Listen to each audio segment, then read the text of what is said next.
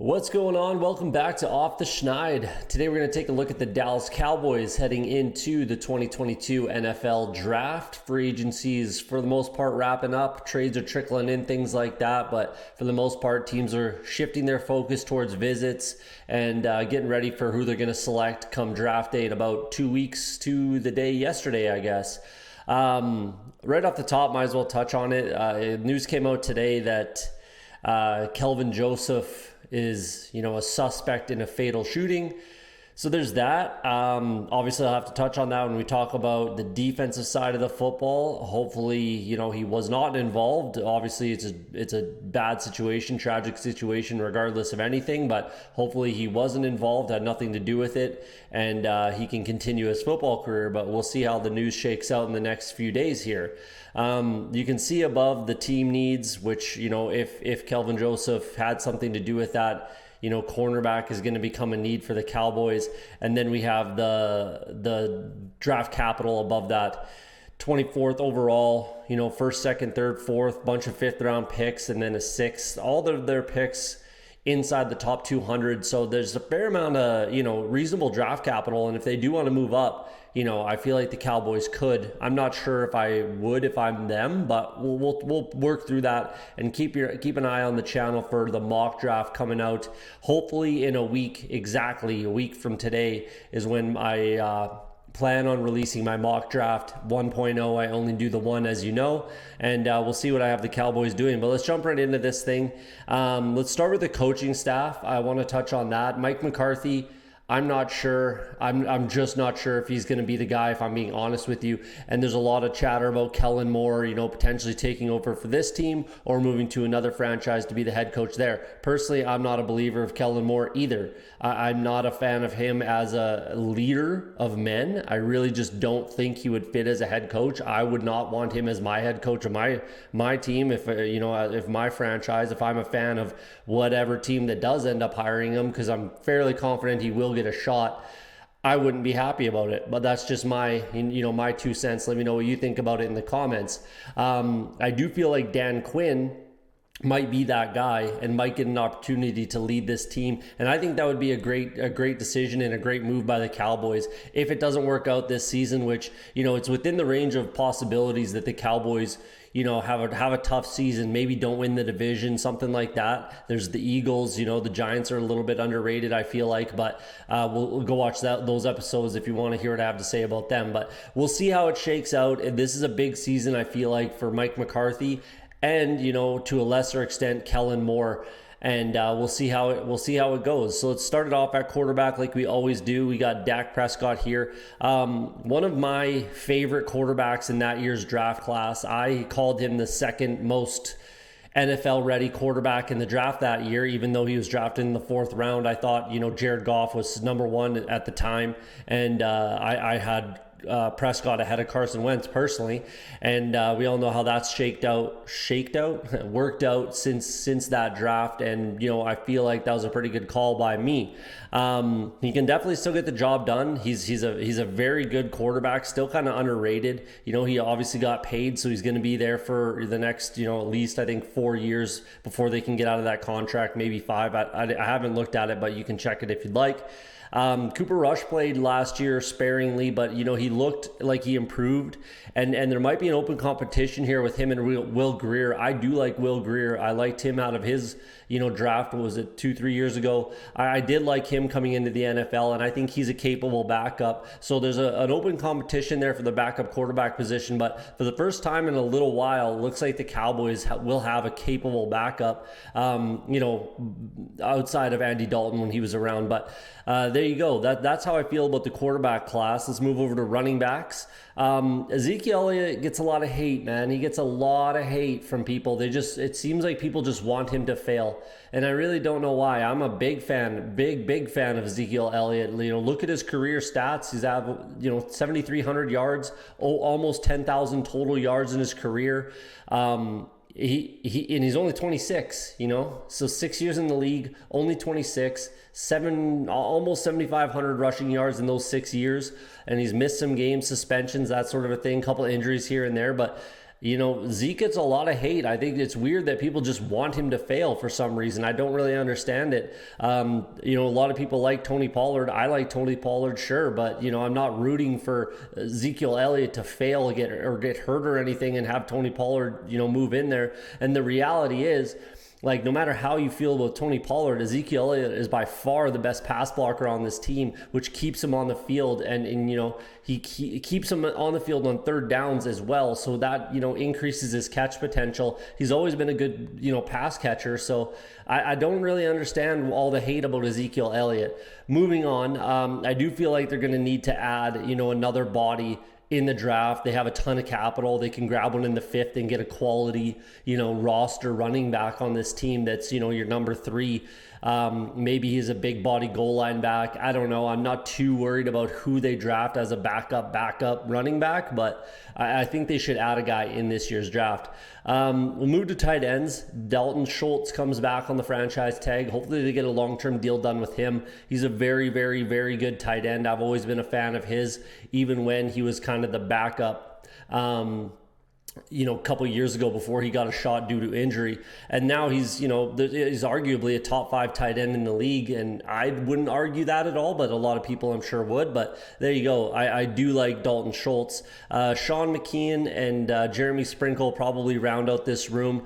Ian Bunting maybe makes this team. Hard to say. You could throw a draft pick at tight end if you want. There's a lot of depth in this year's draft. There's a lot of guys that are like Dalton Schultz in this year's draft, actually. But I don't know. I probably just fill other holes, especially on the defensive side of the ball, and beef up that offensive line. But we'll get there, obviously. So let's move to that offensive line.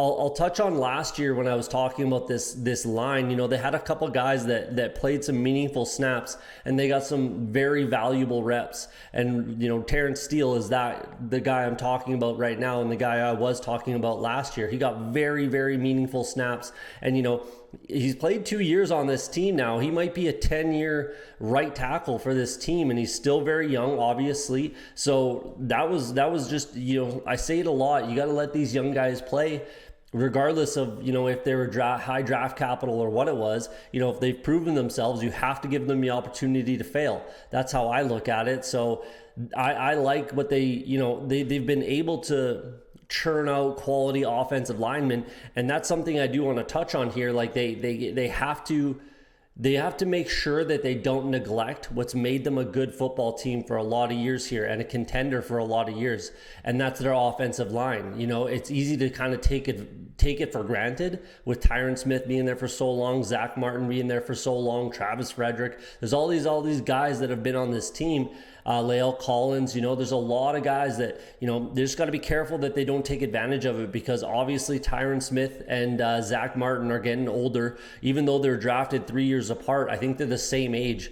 And that's a lot of reps, especially for Tyron Smith. So they're going to have to absolutely address it in this year's draft. I do have left tackle as a need, as you can see there. It's obviously a backup left tackle, but maybe he pushes Connor McGovern for that left guard starting spot this year. We'll see.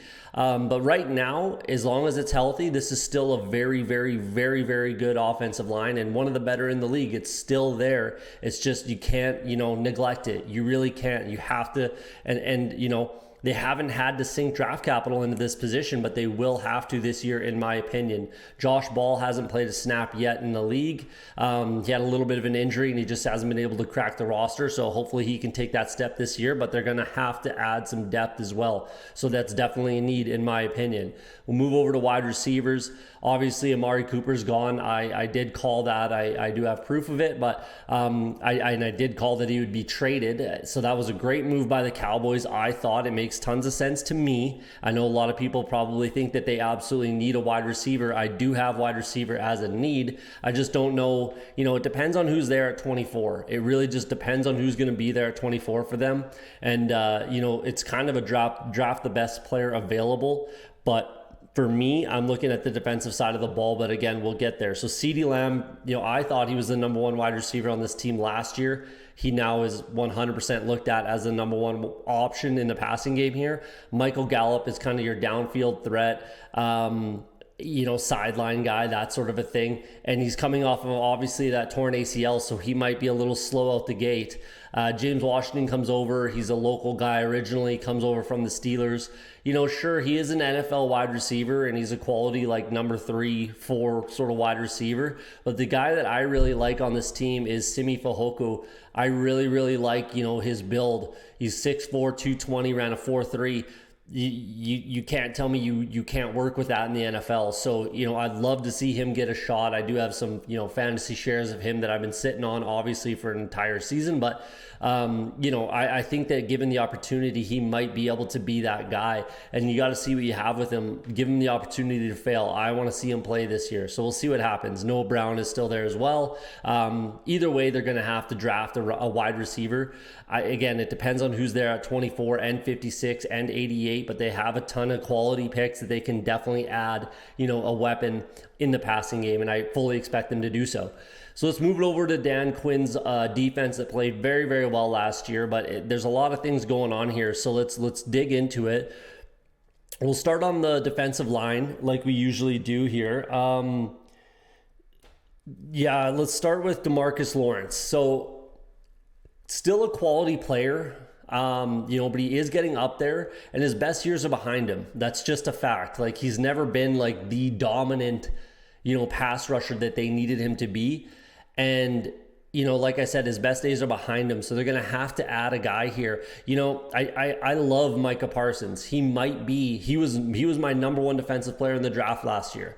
There's proof of that. That's 100%. And he might be one of the better defensive players in the NFL, in the entire NFL right now. Just everything that he can do. And he 13 sacks as a rookie, as a middle linebacker supposed to be. Didn't even play football in 2020. That's crazy. So yeah, they got an absolute weapon with Micah Parsons, but you can't, teams are going to figure it out a little bit. He's too undersized to be a real like power, pass rusher. It's just not going to work out the way it did last year, I don't feel like, but he's still a weapon that can be used in a lot of different ways. And there's a few things that I think they could do to, increase his value. So one of those things would be adding some defensive end help here. There's some guys in the free agency that they could go after, Tack McKinley, Justin Houston, guys like that, Carlos Dunlap. There's a bunch of guys that they could add, and I think they should add a guy. Dante Fowler, obviously former, Dan Quinn kind of disciple. He comes in. Chauncey Golston, Dorrance Armstrong had a pretty good year last year. He's pretty quality, at least in the rotational role. Maybe he takes a step forward. We'll see. Terrell Basham is a guy that I liked. I said that he would play defensive end for this team. Here we are. He had, I think, 3.5 sacks, so he can chip in a little bit. But they need a guy that can get after the quarterback, and post double-digit sacks besides, obviously, Micah Parsons. I still think he can do that, but I think they need a defensive lineman to do that, whether that's an interior, which is much more difficult to achieve, or a defensive end, where there's a lot of talent in this year's draft. As far as the interior guys, Neville Gallimore, Tristan Hill are fine. They both need to stay healthy. Osa Odigizua is a guy that I really liked in the draft last year. I like this spot. He had a good season. Quentin Bohannon, sure. And Carlos Watkins, those are some quality guys as well. Bohannon had a decent rookie year. Pleasant surprise as a 6th-round pick. So they just need a guy. They need a guy that can take the pressure off Micah Parsons. And there's another thing that I think they should do to, again, take the pressure off Micah Parsons and allow him to do some other things, including continue to get after the quarterback, more from like a Mike, linebacker sort of a spot where he can blitz and do different things. So that's what I'm getting at, and we'll continue that conversation. So Leighton Vander Esch, he's struggled to stay healthy recently, but he played a full season last year, so that's very encouraging. He's still very young, and hopefully, those health concerns are behind him, and he can continue to have a very, very good career because he had a very, very good rookie season, and then injuries last year, played the full season. So we'll see how it goes this year, and hopefully he is, he's not going to be an injury concern moving forward. I do like Jabril Cox. Hopefully, I think he had a slight injury, but didn't really play last year. I hope he takes a step forward. He's a guy that I like, and I would be okay with him as my backup linebacker sort of a thing. They might need to add might need to add in the draft, but it's a different kind of an add. If you look at what I have here, hybrid, I'll get there in a second. Obviously, Micah Parsons can do it all. Like I said, one of my favorite and maybe a top 5 defensive player in the entire NFL right now. Let's move it back, which will work into this hybrid role that I'm talking about. Anthony Brown, quality corner, especially considering he's a former 6th-round pick and he's starting to get up there in age. I think he's 27, 28, something like that. Trayvon Diggs, obviously very good. He's a little bit boomer bust. He is obviously improving, and he's hopefully he takes another step forward and doesn't allow so many big plays. He's not selling out for, pick sixes, which he does tend to do sometimes, but, it's boomer bust. He might be taking one back the other way, or they might be scoring a touchdown on you. He takes risks, and, you can afford to get away with that sometimes if you're planning for it, sort of a thing. And we'll see how he progresses in that sort of a sense. Jordan Lewis, I still really like as a nickel corner. He's kind of always been a very good nickel corner in my opinion. And then Nashon Wright, who was a 3rd-round pick last year. Hopefully you hope that he takes another step forward or a step forward and can be at least a quality backup, special teams rotational guy if need be. Kelvin Joseph, former 2nd-round pick, they picked him over Asante Samuel Jr., which I was hating at the time. I really, really, really would not. I would have taken Asante Samuel Jr. 100 times out of 100 over Kelvin Joseph personally.